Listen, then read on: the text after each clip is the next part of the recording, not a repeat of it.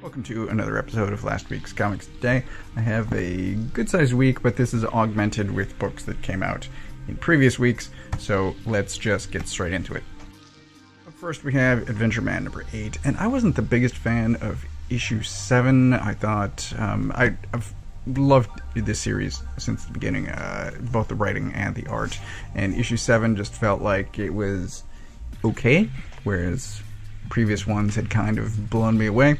And this one is more like the rest of the series, so it is really well done. The story is definitely progressing. There's a good amount of action, some family stuff, and I think issue 9 is going to be the final issue before they take their next break. So I believe this storyline will wrap up. Don't count 100% on that, but this is also, I think, the first one that doesn't have a big fraction letter at the end talking about the series. Maybe I'm wrong, but there isn't one, and I was kind of surprised by that. But you've got ghosts and all of the usual pulpy action, and since I usually comment on it when the cover is a lie, this scene actually happens. There are a few less sisters, but this scene actually does happen in the book.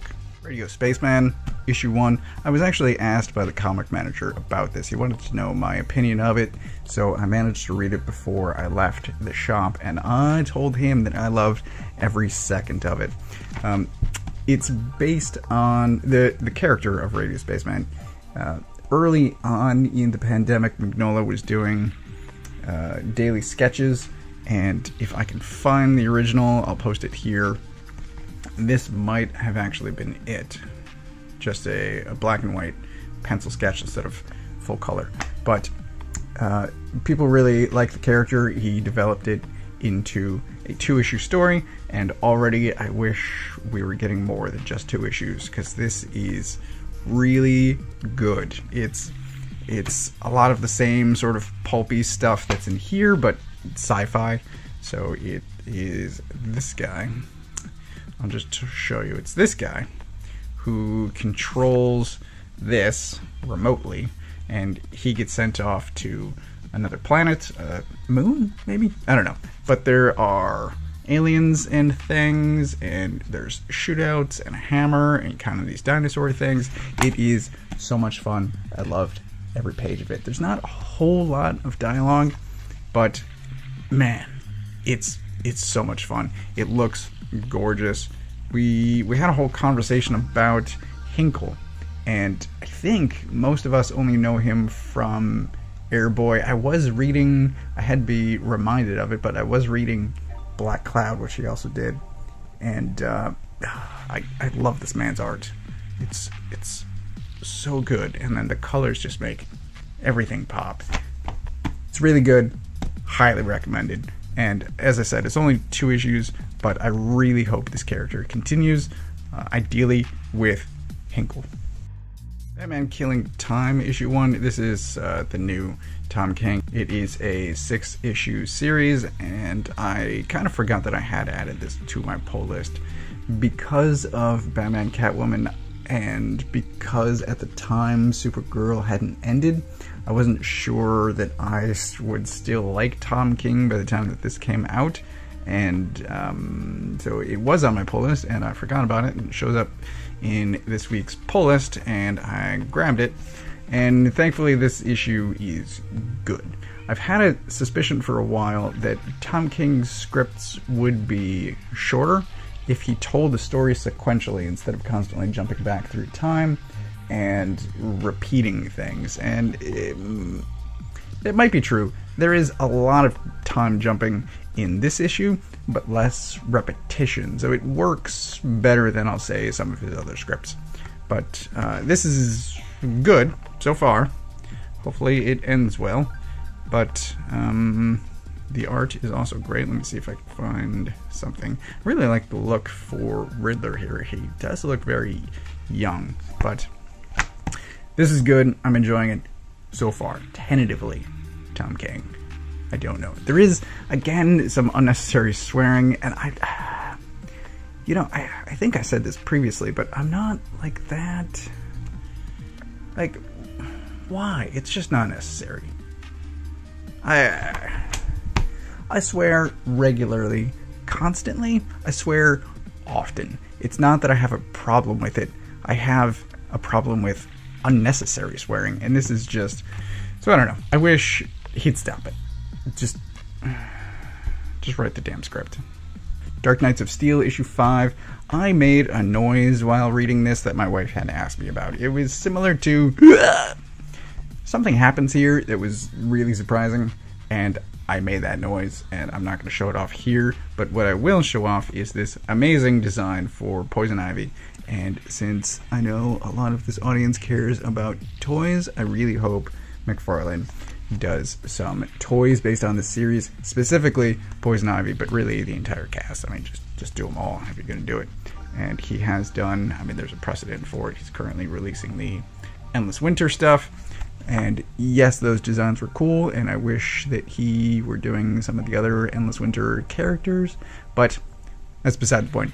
This book is great. So Tom Taylor is currently doing this for DC and Dark Ages for Marvel. Of the two sort of event books, miniseries, this is definitely the superior. This book is amazing, and I really want to see where else it goes, but we get Poison Ivy, obviously, and we get a scene with her and Harley in the forest. There is some Supergirl stuff in here, and one character tells a lie, and another character tells the truth, and there are immediate consequences for that truth. It's the book is great. I'm loving it. I'm loving it. Those 4 books were the ones that came out this past week. Step by Bloody Step came out the week before, but I had a full pull list already. And sort of so what I do at the end of these videos is a pick of the week that I kind of stole from my comic shop, who has a rack next to the register, and they have their own employee picks of the week. And this was one of the employee picks of the previous week, and so I threw it into my pull list for this week, just because I knew that I already had a huge stack of books. So this is, I believe it's a 4-issue series, and it has very minimal dialogue. There is some text in here, but you can't read it, and I kind of doubt that there's ever going to be enough of it for you to be able to do a translation, if that is even translatable. But I will, for the moment, give him the benefit of the doubt and just assume that Spurrier created a fictional language. Anyway, so there is this suit of armor and a girl, and they are walking kind of across the planet. I don't fully know, but actually, this is all of it right here. So a girl wakes, she has no memories, no name, no language, nothing except a giant, and that's literally all of this and the first page. So she is in the giant's hand, wakes up, and they're already walking. There are various fights. There are these amazing landscape scenes. So there she is there, and the giant is fighting some wolves in the background, but there is all of this gorgeous scenery, this art. Things happen. There are other things going on besides those two, the giant and the girl, and it is already a compelling story despite the lack of dialogue, and I love it. And I've already added this to my pull list, so I will get the rest of the series. You'll see more of this in the coming months, but highly recommended. So a few days ago, I put up a video about a sale that my comic shop was having, and in it I was able to get some recently released comics for cheap. I also got, this is X-Men issue 6. I also read issue 5 since doing that video. So this is pretty fun. I think it's the Reavers that knock out the X-Men pretty much before the issue even starts. And there they are. And what's left is Polaris, and she's animating Wolverine. That is really fun. There's also a bit about the Hellfire Gala and the vote to get Polaris on the team, which seems to me like more manipulation than what they cover in the book. They try to downplay it. They try to explain it away, and I'm like, yeah, that's still shady as hell.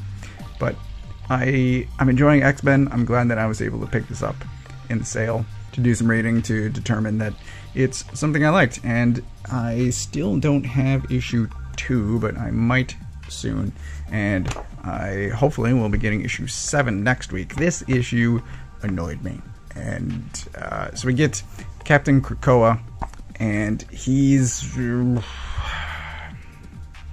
This issue jumps through time.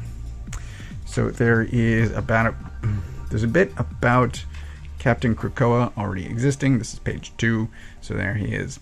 And then we go back to the Quiet Council, and we see a bit with Cyclops talking about Captain Krakoa, and all of it felt like I had missed something.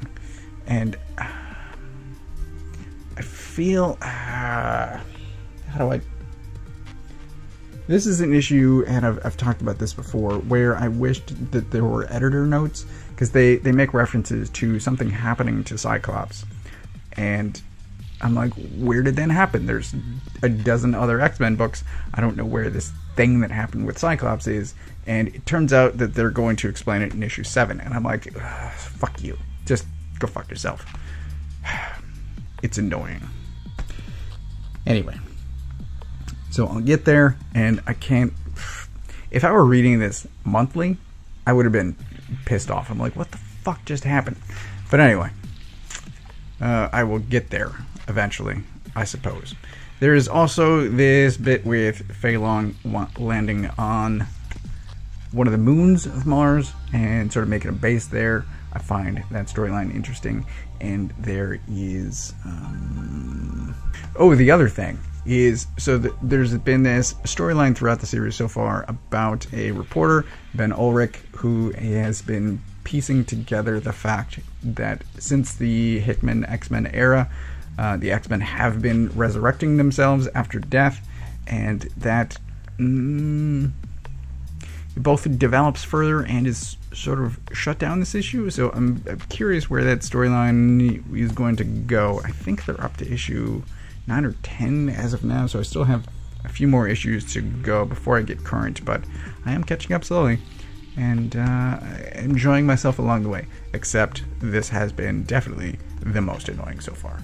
Lastly, I picked up, this is the trade, this is the collection of the complete series, To Me You Love in the Dark. I have talked about this every opportunity, talked about how much I love it. The art is great, the story is amazing.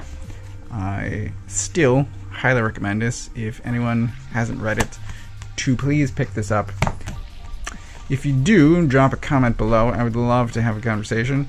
And Scotty Young has a new series coming out in, I believe, June, called Twig from Image. It'll be 5 issues, and I'm already looking forward to that. It's already on my pull list. I've been loving pretty much everything Scotty's been doing for the last few years, between the independent stuff like Middle West and the mainstream Strange Academy. All of it's been great. If you slept on this, please pick up the trade. Please. It's great. You will not be disappointed. So that is everything that I picked up this week. Of these, and Step by Bloody Step should get a honorable mention as pick of the week, just because it did not come out this week, but it is bloody good. It's fantastic. Highly recommended. So of these, Radio Spaceman is my pick of the week. It is so much fun. It looks amazing. The story's great, even if it is kind of short, but the art really carries it in a way that's similar to Step by Bloody Step. Lack of dialogue does not stop either of these books from being amazing. So, as always, I get my books from a local comic shop. If you don't know where yours is, you can use this URL to find the one closest to you. Thanks for watching.